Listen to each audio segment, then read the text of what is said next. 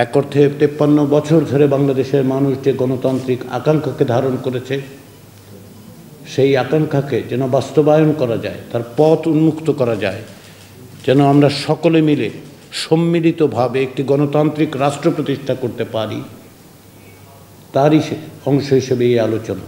জাতীয় সংসদের এলডি হলে জাতীয় ঐক্যমত্য কমিশনের বৈঠক শুরুর আগে এভাবেই একটি গণতান্ত্রিক রাষ্ট্রের আকাঙ্ক্ষার কথা জানান অধ্যাপক আলী রিয়াজ। এরপর চলে কয়েক ঘন্টার বৈঠক।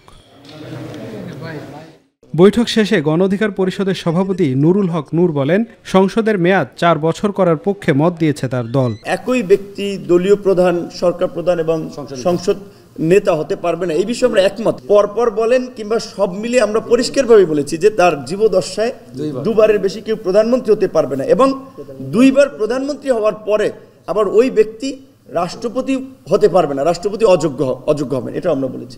কমিশনের দেয়া 166টি প্রস্তাবের মধ্যে 15টিতে দ্বিমত, 135টিতে একমত এবং বাকিগুলোতে আংশিকভাবে একমত হয়েছে গণ অধিকার পরিষদ।